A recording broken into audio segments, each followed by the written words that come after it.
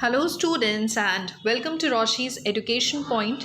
Today, we will be starting with a new subject that is EVS for class 4th, and the topic for today is the living varieties.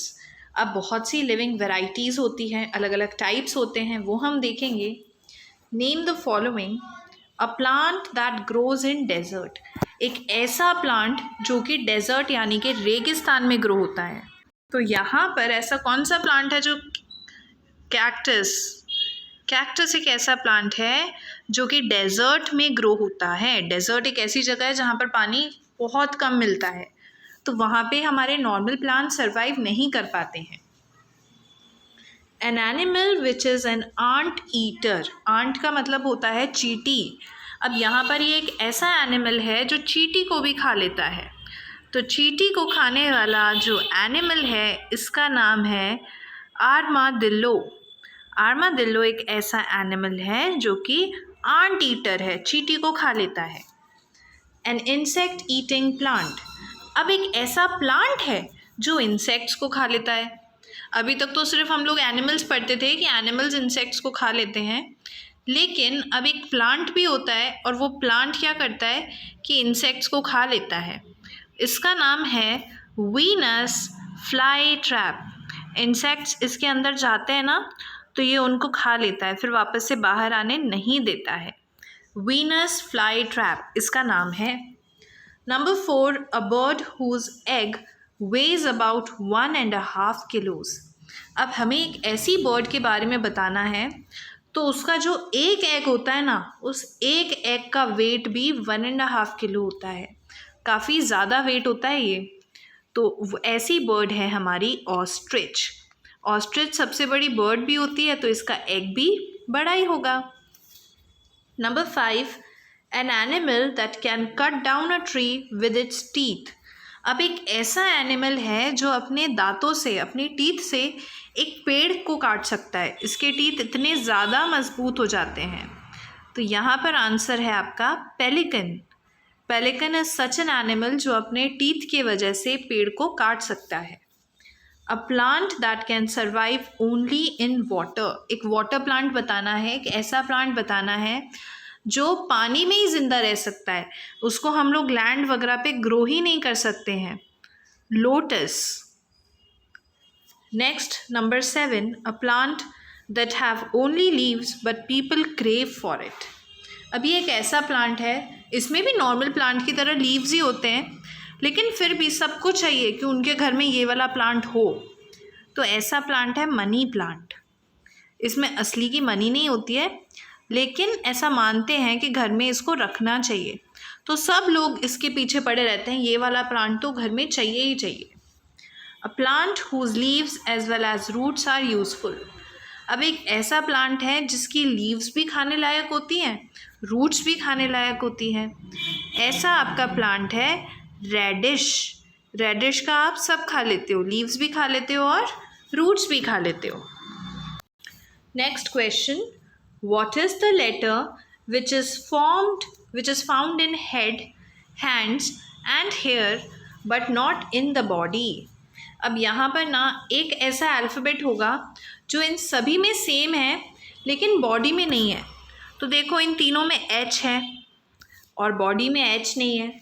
तो एक तो H ऐसा letter है जो सब में है और इसमें नहीं है. दूसरा आप देखो ए भी कॉमन है, ए भी तीनों में है.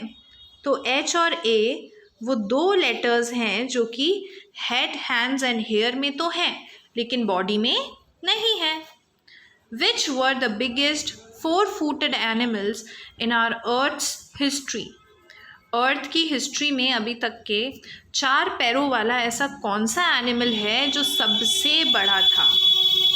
तो सबसे बड़ा एनिमल जिसके पास 4 लेग्स हैं वो है हमारे डायनासोर. आज के टाइम पर तो है ही नहीं डायनासोर, पहले के टाइम पर थे, लेकिन हमसे आज के टाइम का पूछा भी नहीं है. हिस्ट्री के बारे में पूछा है, तो हिस्ट्री में तो सबसे बड़े 4 पैरों वाले 4-footed एनिमल्स डायनासोर ही हैं. What is stored in camel's hump. Camel का हम्प जो होता है, अब जैसे मान लो ये मेरा कैमल है, तो यहाँ पर ना ऐसा निकला हुआ आता है कैमल के ऊपर, इसे हम्प कहते हैं. तो हम्प में क्या भरा हुआ रहता है, तो हम्प में वाटर होता है। कैमल अपने अंदर वाटर को स्टोर करता है, तो हम्प में वाटर होता है। Next question, which animal howl sound similar to human laughter? अब एक ऐसा एनिमल है जो जब हंसता है ना तो वो ह्यूमन लाफ्टर जैसा लगता है, वो है हमारी हाइना। हाइना अगर हाउल करे तो ऐसा लगता है जैसे कोई इंसान हंस रहा हो। Number 5, the smallest unit of living being is. Living being, अब ये साइंस में आता है अपने को। साइंस में हम पढ़ाते हैं कि एक लिविंग बीइंग के अंदर जो सबसे छोटी यूनिट होती है उसे हम सेल बोलते हैं। English scientist who discovered that plants release oxygen. वो कौन सा साइंटिस्ट था जिसने ये डिस्कवर किया था कि प्लांट्स ऑक्सीजन छोड़ते हैं? हम लोग ये तो पढ़ते हैं कि प्लांट्स हमें ऑक्सीजन देते हैं, लेकिन सबसे पहले इस चीज़ को भी तो किसी ना किसी ने डिस्कवर किया होगा ना कि सच में ऐसा है। तो ये डिस्कवर किया था हमारा J.B. Priestley, Priestly, J.B. Priestley. Next question is, read and understand, choose the correct answer. आपको choose the correct answer करना है इसमें। Which of these are living as well as non-living organisms? अब यहाँ पर ये एक ऐसे organisms हैं जो living भी मिलते हैं आपको और non-living भी मिलते हैं। वायरसेस ऐसे होते हैं ना जो living भी होते हैं और non-living भी exist करते हैं। Question number 2 is, the bodies of living things contain a lot of. अब जो लिविंग थिंग्स होती हैं, जितनी भी चीज़ें ज़िंदा होती हैं, उनके अंदर बहुत सारी क्वांटिटी में क्या होता है? तो ब्लड भी होता है, लेकिन सबसे ज़्यादा होता है वाटर। सबसे ज़्यादा हमारे अंदर पानी है। Plants and animals survive in a habitat where. अब प्लांट्स एंड एनिमल्स कैसे सराउंडिंग में रह सकते हैं? Where they can find food, जहाँ उन्हें खाना मिले। वेयर दे कैन रिप्रोड्यूस, जहाँ वो अपनी यंग वंस को बर्थ दे सकें। या फिर they can protect themselves from their enemies, जहाँ वो खुद को अपने दुश्मनों से प्रोटेक्ट कर सकें। तो यहाँ आंसर आएगा ऑल ऑफ दीज, क्योंकि वो ऐसी ही जगह ढूंढते हैं जहाँ सारी चीज़ें एक साथ मिल जाए। तो ऑल ऑफ दीज इसका आंसर हो जाएगा। Next question is, which of these does not exhibit sensitivity? अब यहाँ जो भी गिवन चीज़ें हैं ना, 4 ऑप्शन है, sunflower, cat, wood, Venus flytrap, तो कौन सी चीज़ आपको सेंसिटिविटी नहीं देगी? या फिर मैं ऐसे बोलूँ, टच करोगे तो वो कुछ ना कुछ रिस्पॉन्स नहीं देगी, ऐसा कौन सी है? तो ऐसा है वुड। वुड में कोई रिस्पॉन्स नहीं होता। सनफ्लावर, जहाँ सन होता है वहाँ पर अट्रैक्ट हो जाता है। कैट तो लिविंग है तो ऑब्वियसली वो सेंसिटिव होती है। वीनस फ्लाई ट्रैप के बारे में मैंने अभी आपको बताया था कि अगर इंसेक्ट इसके पास आता है तो ये इंसेक्ट को खा लेती है। दैट मीन्स ये तीनों सेंसिटिविटी बताते हैं, लेकिन वुड आपकी सेंसिटिविटी नहीं बताती है। Which of these is the vital gas necessary for survival of living organisms? ऐसी कौन सी गैस है जो लिविंग ऑर्गेनिजम्स के लिए, उनके ज़िंदा रहने के लिए काफ़ी ज़्यादा ज़रूरी होती है? तो वो होती है हमारी ऑक्सीजन। हम लोग ऑक्सीजन के बिना ज़िंदा नहीं रह सकते हैं। Question number 6 is, which of the following statement is true? अब 4 स्टेटमेंट्स हैं और आपको बताना है इनमें से सही स्टेटमेंट कौन सा है। Plants do not move. क्या प्लांट्स मूव नहीं कर सकते हैं? क्या करते हैं? सनफ्लावर जो होता है वो सन की डायरेक्शन में शिफ्ट हो जाता है, दैट मीन्स मूव तो करता है। B part says, a stone can walk on its own. क्या एक पत्थर खुद ही से चल सकता है क्या? तो नहीं, एक पत्थर तो खुद से नहीं चल सकता है। तो बी इज़ द आपको इसमें सही बताना था, sorry. Plants are non living things.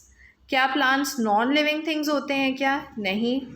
Animals can give birth to its young ones. बिल्कुल सही, एनिमल्स अपने से यंग वंस को बर्थ दे सकते हैं। Number 7, living things do not require. Living things को किसकी रिक्वायरमेंट नहीं होती है? तो लिविंग थिंग्स को कार्बन डाइऑक्साइड की रिक्वायरमेंट नहीं होती है।